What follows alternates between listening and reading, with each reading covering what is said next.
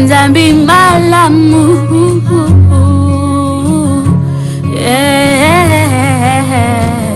Je me rejoins.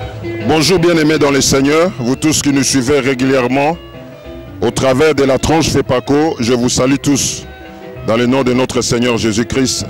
À la présentation sur le révérend Bavon Mbaya. Nous saluons notre Père spirituel, le représentant légal, l'apôtre Erego Aïdine, ainsi que Maman Harmonie. Nous le saluons ainsi que tous les proches collaborateurs du représentant légal, ainsi que tous ceux qui nous sont réguliers, qui nous suivent régulièrement au travers de la tranche FEPACO. Que Dieu vous bénisse pour votre attention particulière en suivant notre mission. Vous voyez que nous sommes devant la direction générale dans une grande ambiance parce que l'église FEPACO Nzambe Malamu est toujours à l'œuvre de prières, de jeûnes et prières. Et il y a des activités, le vendredi miracle, la puissante main de notre Seigneur Jésus est en train de se manifester. Le Dieu d'Aïdi Nabala, le Dieu de Erego est en train d'agir puissamment au sein de cette église FEPACO Nzambe Malamu. C'est pourquoi je vous invite tous à être vraiment réguliers à la direction générale chaque vendredi. Il y a le vendredi miracle, il y a jeûne et prière, et il y a des prières pour de malades, pour de cas difficiles, et la main puissante de notre Dieu est en train de se manifester. Comme vous le savez, l'église a un grand événement, il est en train de se battre pour l'achat de terrain. Nous voulons agrandir le temple de la direction générale sur avenue Tchouapa numéro 79, là où nous sommes. Et vos contributions sont vraiment d'une grande nécessité pour que vous puissiez participer dans cette bénédiction.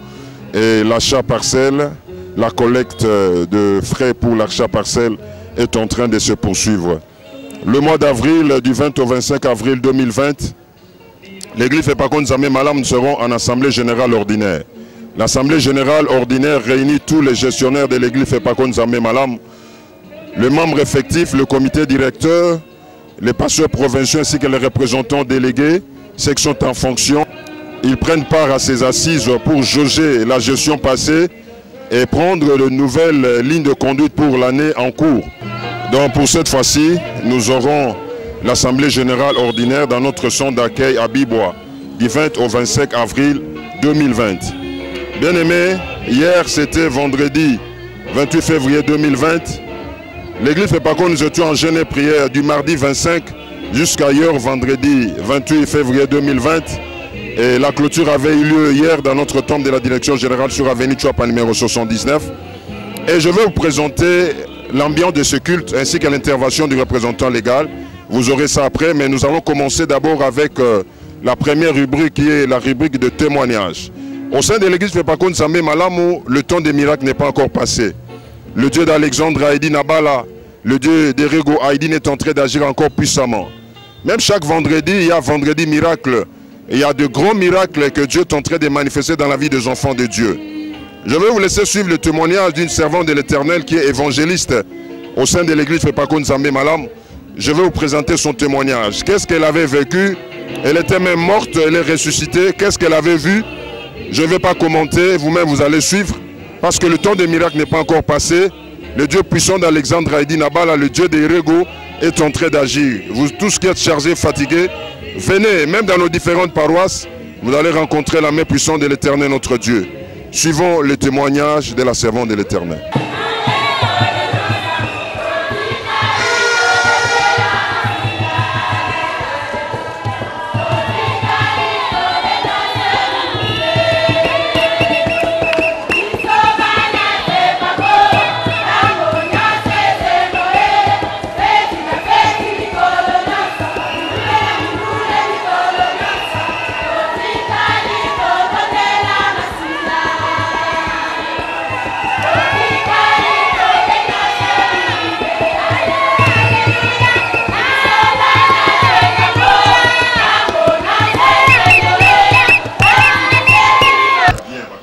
Ngai ezali batole atandele na fani na kankokolo ngai nazo témoigner pona église a FEPACO Nzambe Malamu tango oyo nazalaki na kati na mondimi na catholique nazalaki na pasi makasi tango nazala na pasi wana ezalaki zemi esali 2 ans na 2 ans oyo na midi nalali na yoki na matoi na nga balobi na nga te kende na église ya Nzambe malamu nde okobika.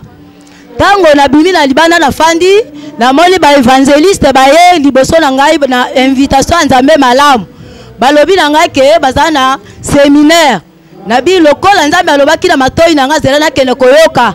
Na kei na komi séminaire sili na matine tumbelo na lobi na basakoli. Makambo oyo ezalaki na ngai ya zebi mbula mibale. Balobi na ngai ke na kondima na yo to bengi yo te kasi Nzambe nde abengi yo na pasi oyo ezakati na bomoi na yo. Zwa bateme bongo ndimela Nzambe na dina bala okobika. Na ye kozwa bateme wana na kote na groupe ya intercession nga nazalaki kobondela makasi pona likambo na ngai. Tango zemi ekomi lokola lelo 2 ans nekomi na bapokwa makila ebandi kobima na ngai libumu ezoswa te. Makila ebandi kosopana na ngai ti mwana ye kokufa na libumu na ngai. Tango akufi na libumu na ngai bazwinga bakei na ngai hôpital monene. Kokoma kuna docteur wana atalinga makila moke ezalaki na nzoto na ngai te. Alobi mama o azo vivre ndenge nini moto aza lokola groupe soki essence esili essence groupe wana pe ekufi me ye kosala ke ndenge nini makila mama o eza te mona kufi na libumu ne ye aza na bomo ndenge nini aye koloba na nga mama soki obiki eza ngolu na Nzambe baye koopere nga babimisi mwana mobali na libumu na yebi pe te. Tango baopere ngai na ye komona banje bibale baye na mutuka na buku na bango eza monene bayebisi nga buku oyo eza na buku ya bomoy. Batuni ngai te kombo na ya mboka nini na pesi kombo na ngai pa na bango bakomi na buku na bango.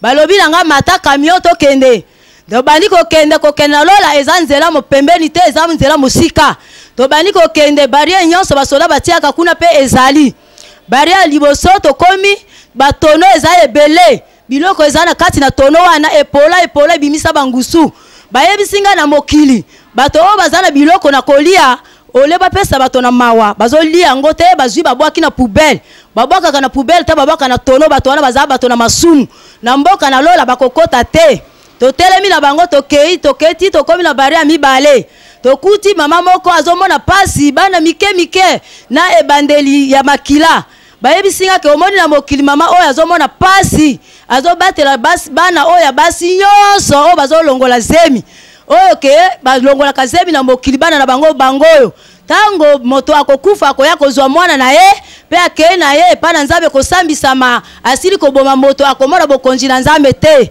totelemi tokei ti tokomi lisusu na place moko ya barrière misato ezala banzungu ebele biloko bazolamba yango ezotoka balobi na nga na mokili bandoki o baliaka mosuna bato bakomona bokonzi na Nzambe te pe bakona suka bango pe bakokota na libulu ya moto. Tokei lisusu toye kokuta mwasi moko asimi mesa azoloba mesa ngoyo balobi na nga mwasi ndumba akokota na kiti na bokonzi te moto nyonso azoloba na ngai eza ange oyo akomaki kombo na ngai baza ange mibale na ngai toza misato toyesiko tokomi na croisement solo croisement ezali na maboko na mobali bato na bisengo baza kuna na maboko ya mwasi bato baza na kati na moto toye totelemi na yebaki esika nini oyo bakokotisa ngai te na ye kosutuka ke na koti na place ya bato na bisengo kokotisa nga bakotisi ngai baye kofandisa ngai liboso na kiti na bokonzi na Nzambe.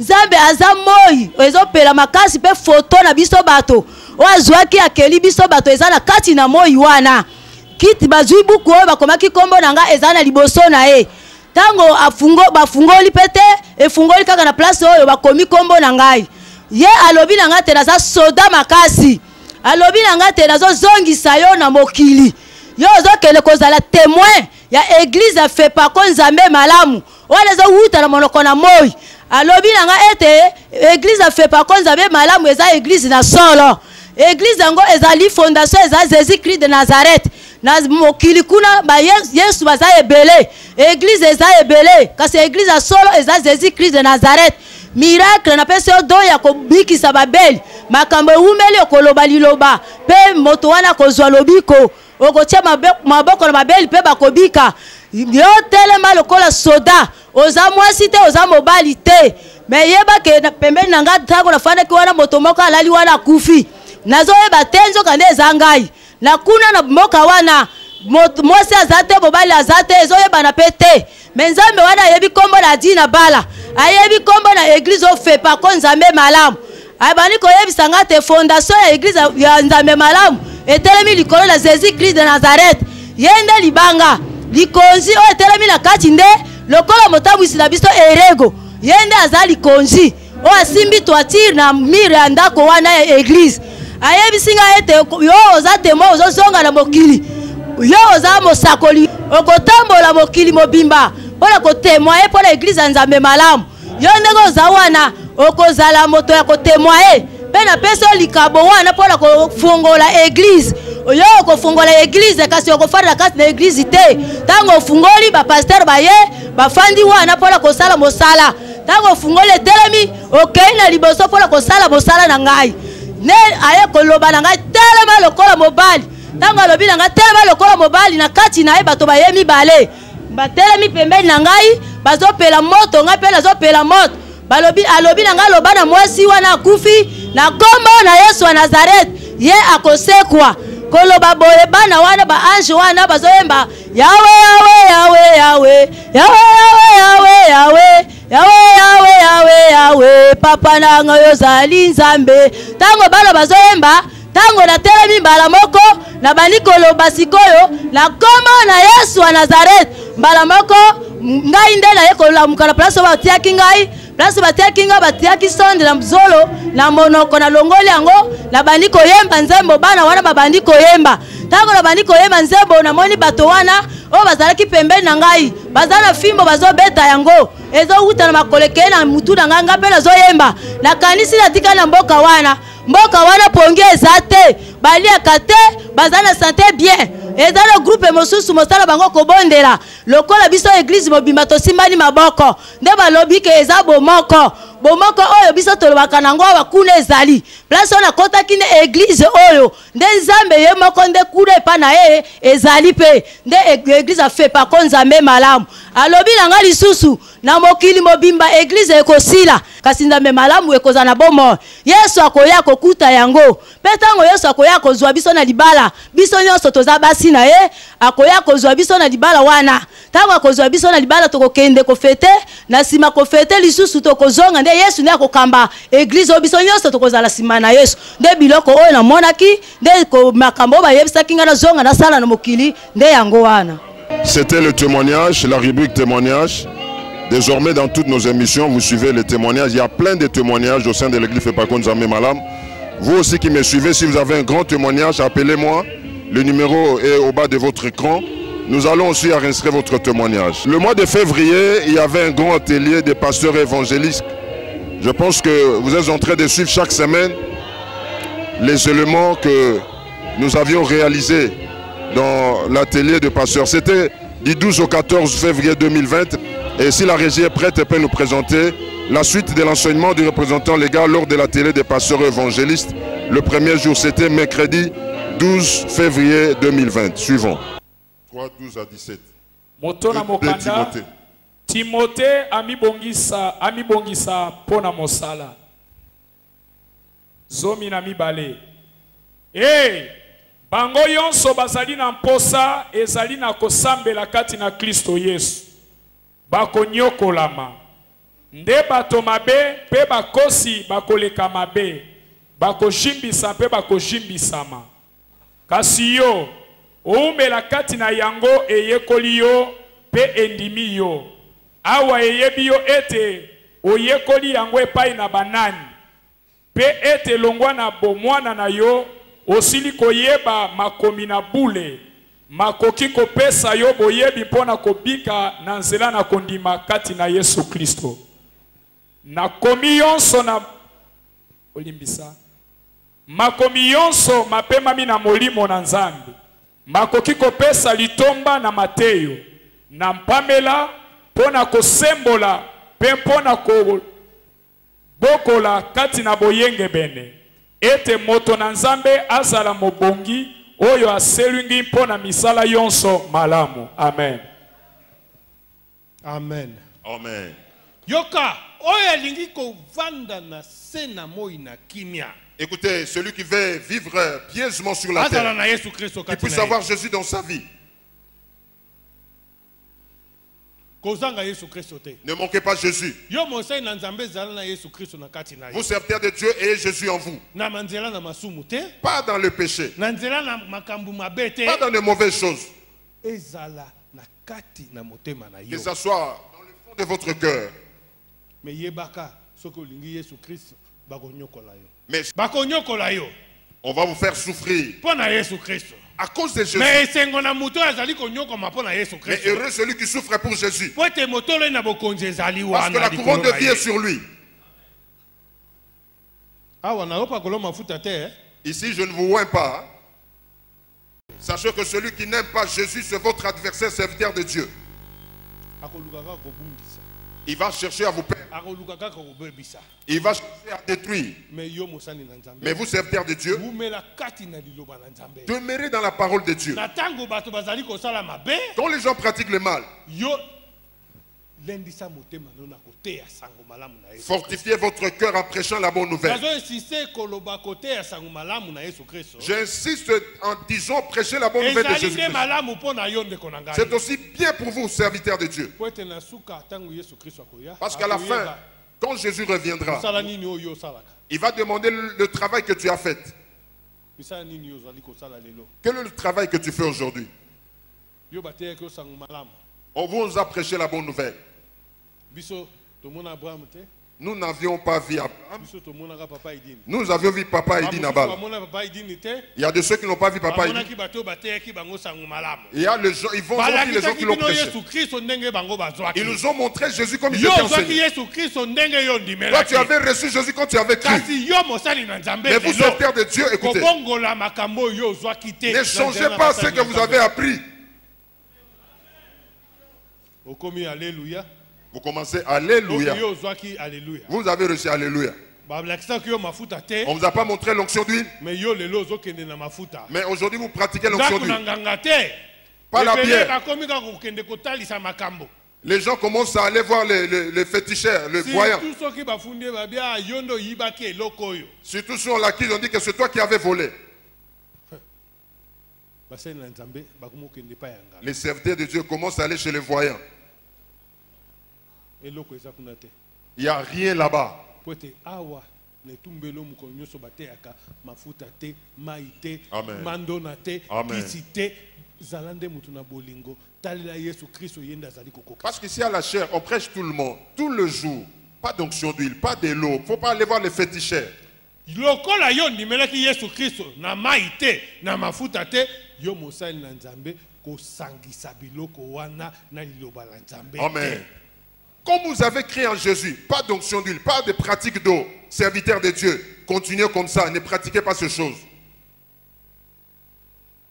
Awa yo zalaki mwana okoli. Ici que tu étais enfant, tu as grandi. Awa mwana ngana bengi mwana oya azwi bateme. Ici j'appelle l'enfant celui qui vient Yakati na d'être mai pe baptisé. abimi. Immersion dans l'eau. Nde mwana ya molimo ye wana. C'est ça l'enfant spirituel. Lelo yo komi pasteur. Maintenant vous êtes devenu pasteur. Okomi mosali na nzambe munene. Vous êtes devenu un grand serviteur Okomi de Dieu. évangéliste. Vous êtes devenu évangéliste. Kote ya sango malamu na Yesu Vous Kristo. prêchez la bonne nouvelle de Jésus-Christ. Liloba na nzambe oyo biso tondimaki ezali ya solo pe eza na bomoi. La parole de Dieu que nous avions cru, c'est la vérité. Soki yo lingo mona kanda na nzambe kende osimba biloko wana. Si vous voulez vivre la colère de Dieu, allez toucher ces choses. Azalaka nzambe na zuwa pe na C'est kanda. un Dieu jaloux. Alingi te ozala nzambe mususu liboso na. Il ne veut pas que vous puissiez avoir un autre Dieu Yo devant mosali lui. na nzambe tango yango yo yo teya liloba na nzambe kosangisa yango na makambo mususu. Enfant de Dieu, le temps est favorable. Prêchez la bonne nouvelle. Ne mélangez pas cela avec autre chose. Pe liloba na nzambe nyonso ekomami kati na Bible ezali inspiré kouta epai na nzambe. Amen. Et toute parole qui est contenue dans la Bible, c'est inspiré de la part de Dieu. Ba pasteur ebele bakangamaka na verset moko. Il y a beaucoup de pasteurs qui s'attachent à un verset. Ayebi ka ba verset wana oyo akanga esili nde ateyaka mokolo nyonso. Il prêche seulement le verset qu'il a mémorisé. Ata tolobaki biloko atata bana basepela nango. Même si on a dit la Soki nourriture eza du Père, les mokolo enfants se nyonso réjouissent. bakuti kaka papa azolia ndunda mokolo mosusu babiba kobanda koya te parce que papa aliaka ndunda biso tosepelaka na yango te. Mais si maintenant papa mange chaque jour légumes, les enfants vont se lasser, ils ne vont plus s'approcher parce que le papa mange toujours la même nourriture.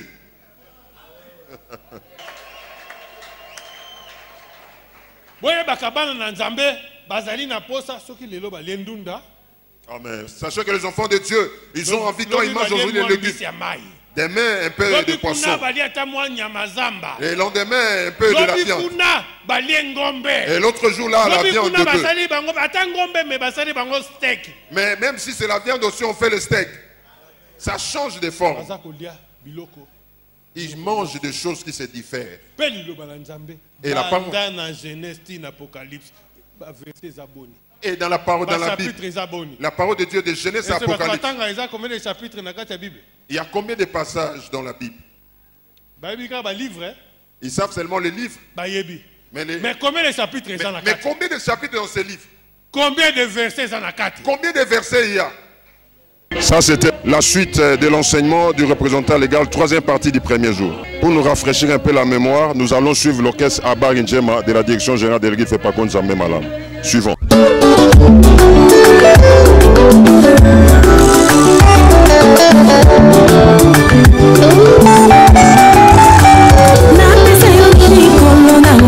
Papa nango pandi na likolo yomutokela likolo na se minyango ezanga yonkolo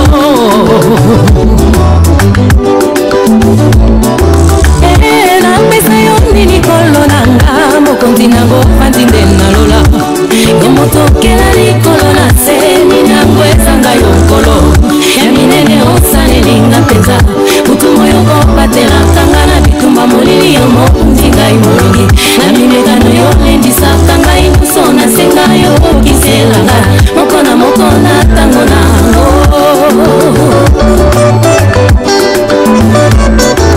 solo komekama makasi eyelaka kaka baoyo batanga maya nzambe ya solo momekana makasi eyelaka kaka baoyo batanga maya nzambe esika mayela moto esuki ya milobi nzambe atiki ngai kebala silonso ya nzambe elobi teke nzambe na yo alali pongi kebala silonso ya papa elobi teke papa alali pongi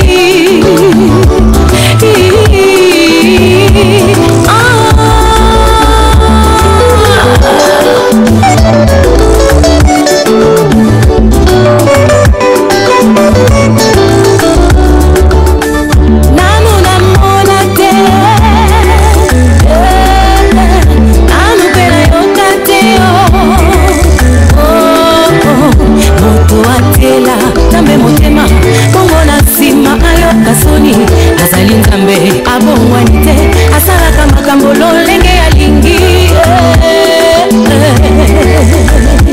nzambe nanga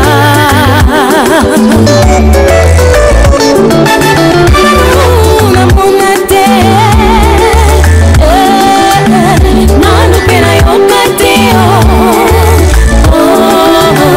moto atela nzambe motema bongo na nsima ayoka soni azali nzambe abongwani te asalaka makambo lolenge alingi efungwami likolo efungwami na se ata mpe ekangami likolo mpe na se ndenge osengi ndenge ya kopesa moko na moko na ntango na yango. C'était Abar Njema, orchestre de la direction générale qui est en plein studio. Le prochain album, nous ne manquerons pas vous présenter cet album. Maintenant, nous allons rentrer dans l'histoire, suivre la suite de la prédication de l'apôtre fondateur, Papa Alexandre Haïdi Nabala, lors de l'inauguration de la paroisse Bel Air Premier à Lubumbashi. C'était en 1992. Suivons.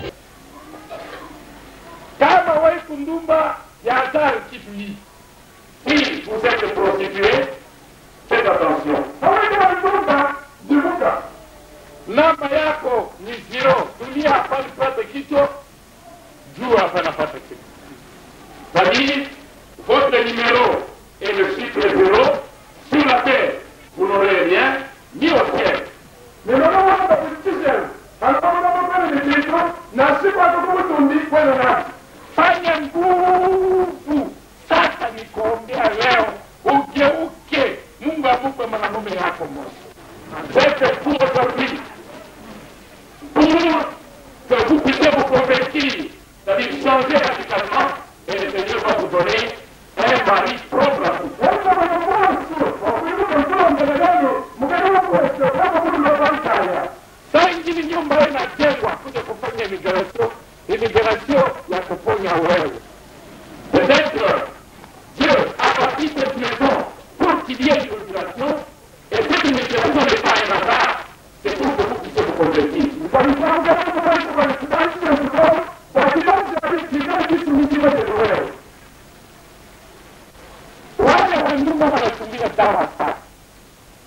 prostituées utilisent beaucoup de petits. Ndio mambo anaua mtu yake kule. Ili prostituée avec des noms là. Alikwenda kutafuta dawa kwa mfumu. Anasema nataka bwana alipenda sana. Wanganga kisi banasema yeye, mfumu namwambia yeye, mimi natoa ile soroni ya usibui, ile ya kwanza, ile kitu yake nguvu ile, kwenda kausa, utanika, utamupa yeye. Le féticheur lui a demandé, il lui a demandé d'amener les excréments, les premiers excréments là du matin, alors vous allez faire quelque chose et vous allez lui donner.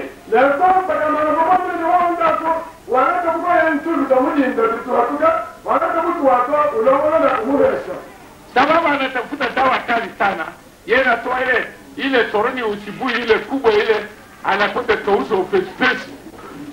Parce qu'il est allé chercher un grand fétiche, alors on lui a demandé de prendre les premiers excréments là du matin et d'aller faire sécher là-bas rapidement.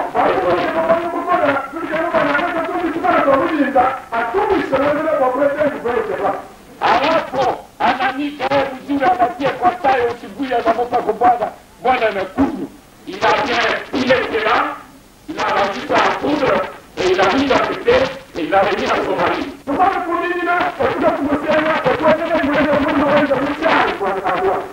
Bwana anaanza kukauka, bwana anaanza kikono, bwana anaanza kukauka, bwana anaanza kutapika, bwana amekufa. Alors, le mari, comment avec lui, il a donné un coup, il continue toujours avec le malade jusqu'à ce qu'il est mort.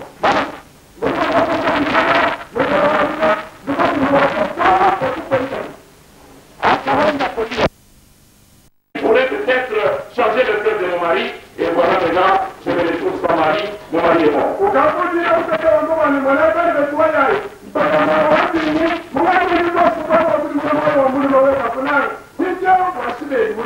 Si vijana walisikia walikamata yeye mwanamke, uliuwe namna gani, nani anamupa, wanakwenda kamata yule mganga pamoja na yule mke wanafunga. Wapi faida?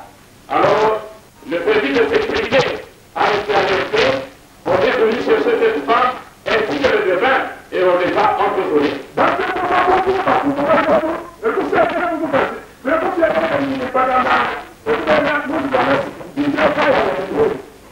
Wewe ndugu mwanamume ambaye nakangana na mjumba upate kuoa, sikia.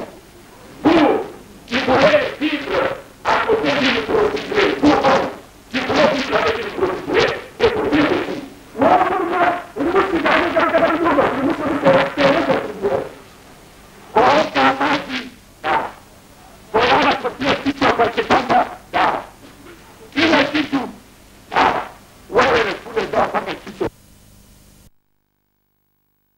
Sous l'oreiller, il y a des fétiches et vous êtes entouré de fétiches jusqu'à ce que vous allez perdre la tête.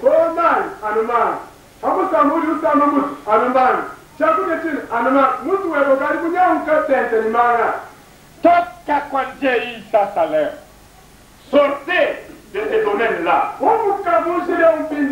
Mungu ananituma mimi spesiali kwa kuomba kwako na upate kubadilika ukuwa mtoto ya Mungu. Dieu m'a envoyé spécialement pour cette cause afin que je puisse intercéder pour vous pour que vous puissiez délivrer.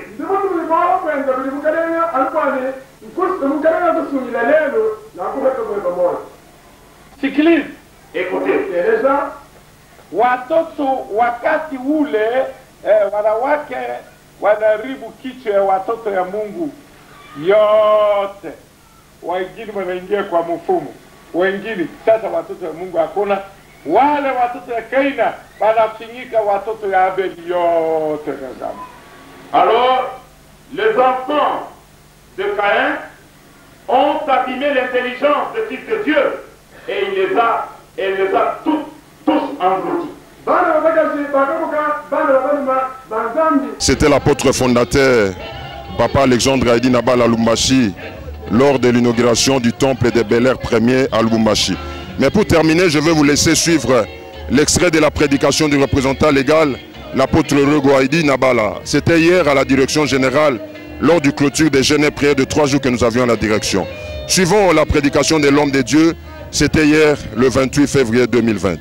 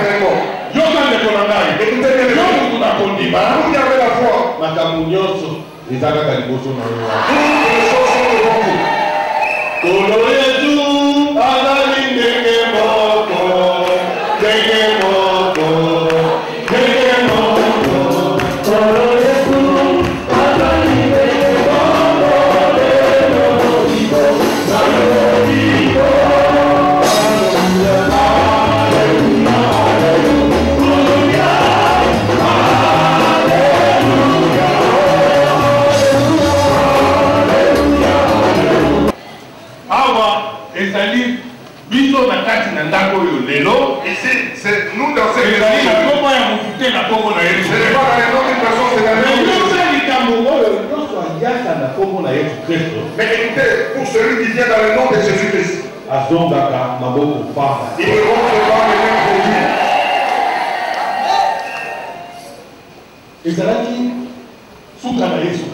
C'était la fin de Jésus dans le monde. Je suis le jugé pour chercher là où on peut le condamner. On a arrêté Jésus, on l'a amené. Caïphe était présent. Il était là, il dit c'est moi qui l'a jugé. Et je goûte les raisons pour lesquelles on l'accuse. Il a commencé à appeler les gens. Jésus, on l'avait déjà arrêté pour le tuer. Mais vous, oh que Dieu aujourd'hui, sachez. Même si vous avez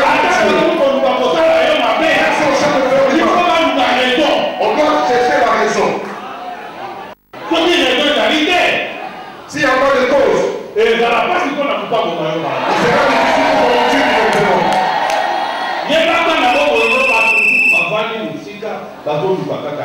Sachez que dans ta vie, il y a des gens qui cherchent toujours la condamnation de l'autre. Il avait déjà dit qu'ils vont tuer Jésus-Christ. Mais on a arrêté Jésus. Il cherche maintenant le point où on peut le condamner pour le tuer. Il y a un problème là. Le problème que tu cherches pour le faire. Mais tu cherches encore une raison pour la réaliser.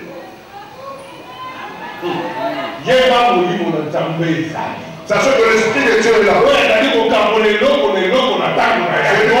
Chaque chose a son temps. Il ne peut pas laisser le temps. Il faut qu'il y ait une explication. Mais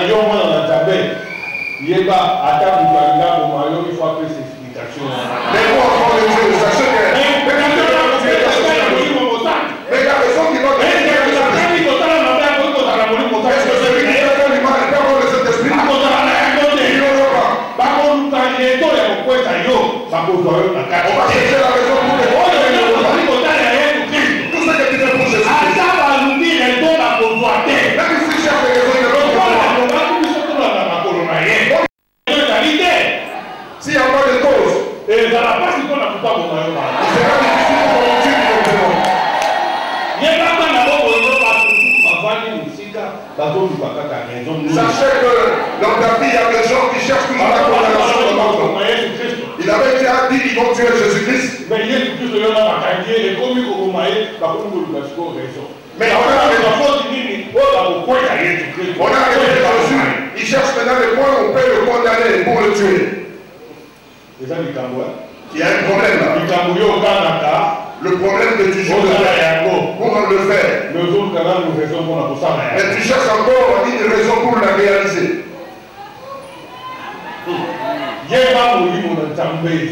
Sachez que l'esprit de Dieu est là. Chaque chose a son temps. Il ne peut pas laisser le temps. Il faut qu'il y ait une explication.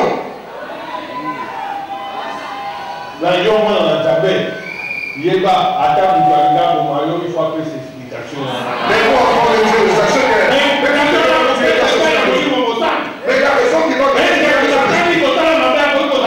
Est-ce que celui qui fait du mal peut avoir le Saint-Esprit? Il n'aura pas.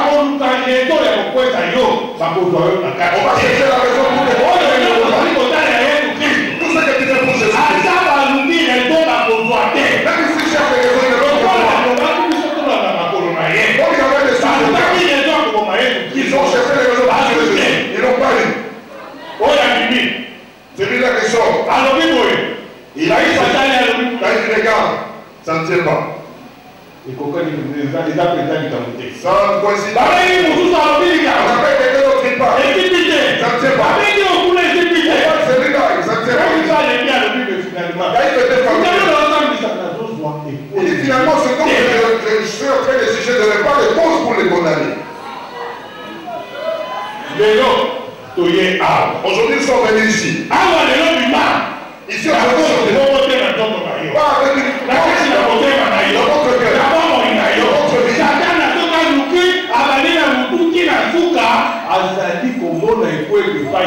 le diable, quand il cherche à partir de la tête jusqu'aux ongles de pied,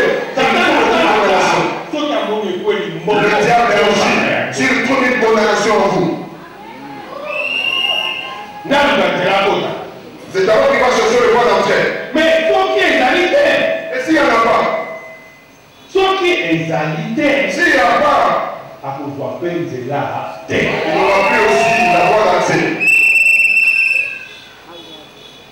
Parce qu'il a ça du programme ils avaient la planifié pour tuer Jésus.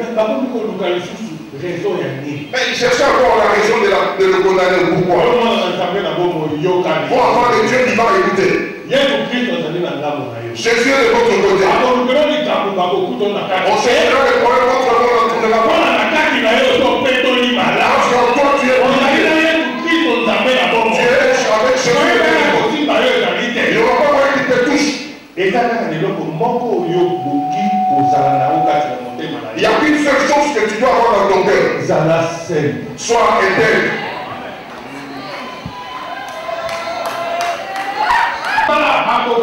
On se fera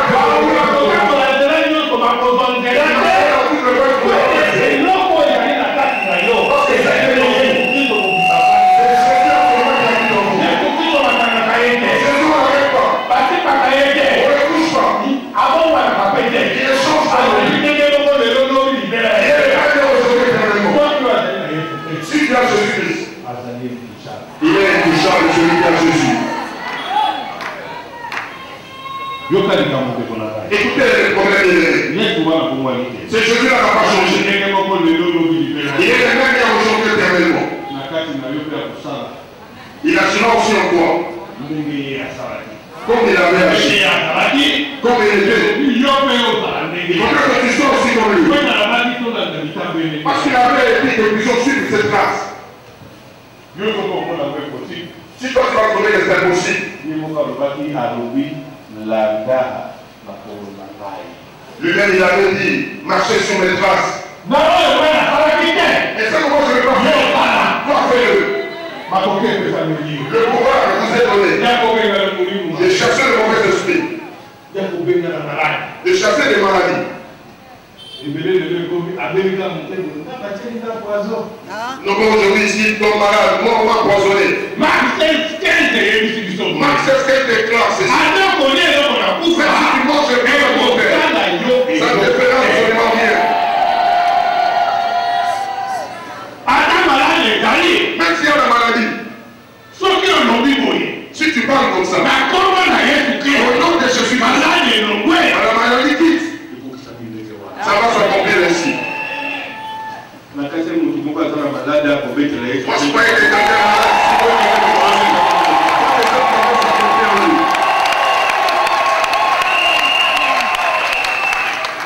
L'autant dit, nous avons dans Matthieu 26, 57.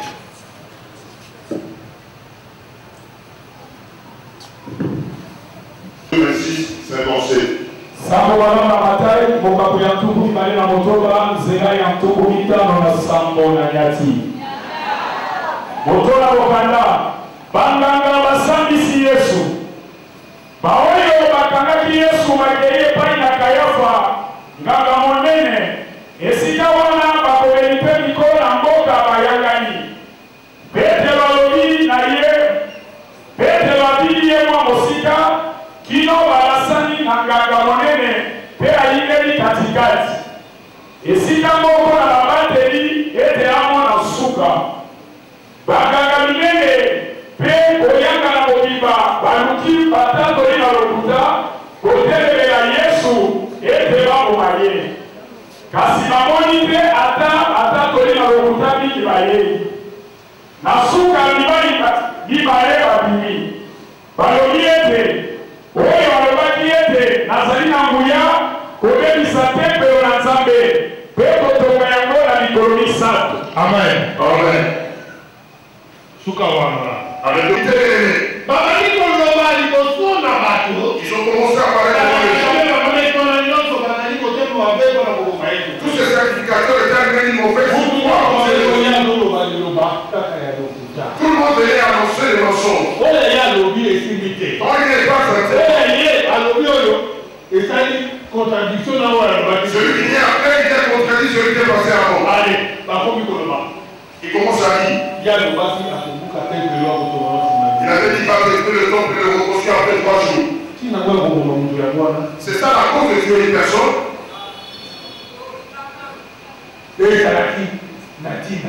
Ça n'avait pas d'importance. Mais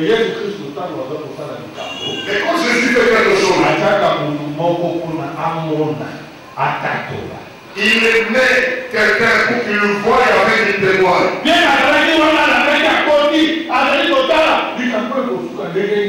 a été à la prison, il a suivi, regardez comment ce peuple devait prendre fin. Dieu est entré dans son cœur pour qu'il entre et qu'il soit témoin. Mais là, Jésus est venu dans cette église, dans cette église. Il y a un témoin. Celui qui a des témoignages de Jésus. C'était la vérité dans les mensonges.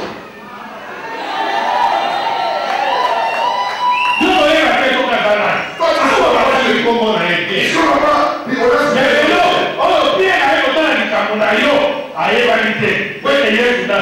Mais aujourd'hui, le cœur qui est venu voir ton problème, le nom n'est pas connu, on s'arrête là. Ton problème, qui sera témoin? Qui va témoigner en ton nom? Tu as mis qui pour témoigner de bonnes œuvres? Nani? Qui?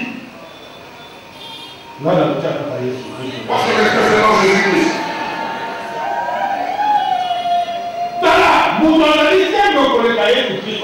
Il y a personne qui est intègre plus que Jésus. Moi, tu es dans ce monde. Je serai candidat avec même quand tu marches, mais Jésus comme témoin.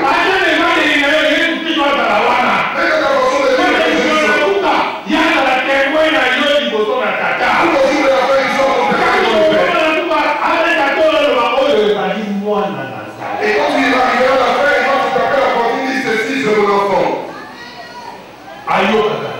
Il m'écoute. Il essaie.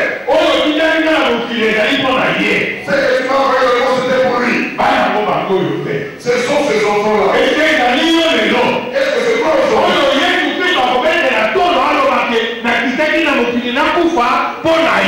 Celui pour qui Jésus va se mettre. Il va souffrir dans ce monde à cause de toi. C'est toi?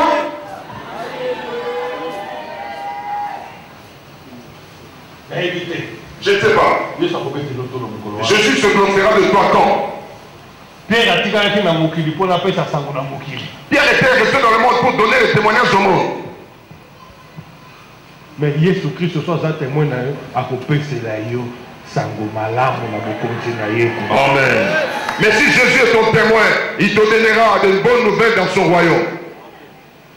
Si tu as Jésus-Christ, ne craignez plus rien. Dans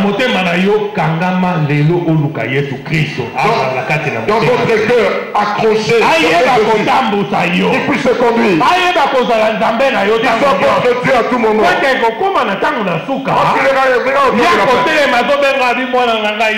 il s'était dit pour le toutes ces choses viens.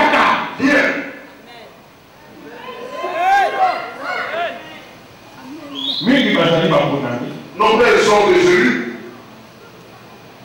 Nos pères aussi ne sont pas des élus. C'est pas connu.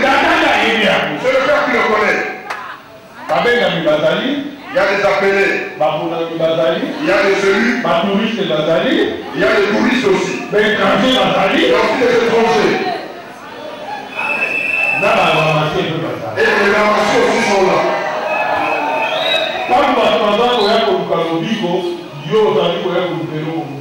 Quand les gens viennent chercher les salis, quand ils cherchent autre chose. Il y a quelqu'un qui est venu seulement pour chercher la pour son ventre, pour ses problèmes. Il y a l'église pour son intérêt. Il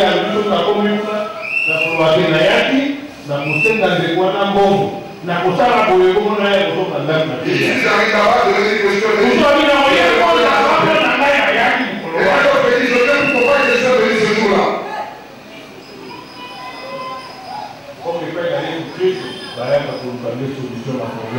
Et pourtant, quand Jésus-Christ, on vient chercher la solution à ce problème.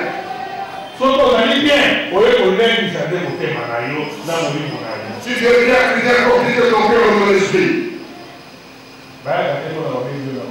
On ne dit pas parce qu'on t'a appelé par la porte. Venez pour Jésus-Christ est vivant. Si tu n'es pas malade, tu viens profiter de l'esprit. Remonte présent devant le Seigneur des Seigneurs.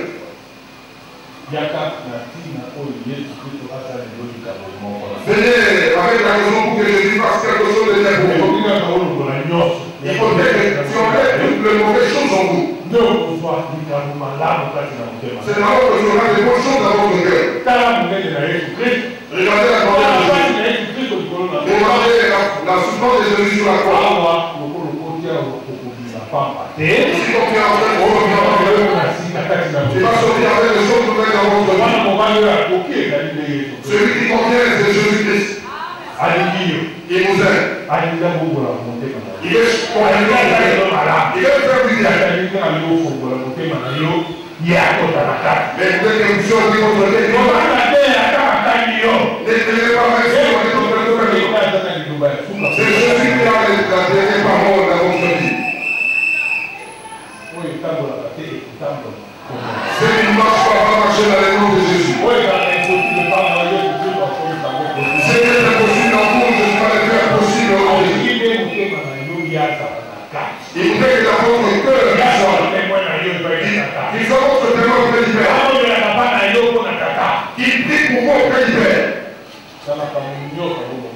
dans tous les problèmes de votre vie.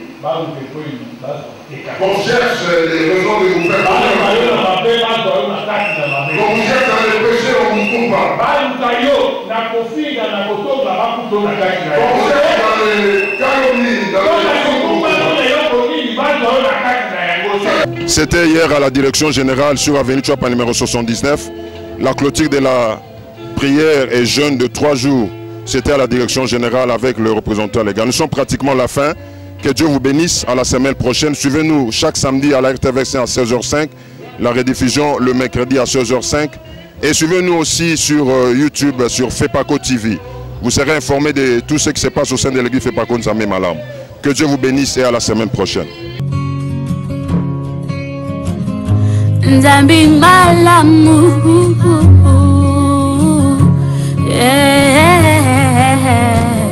je me ressens.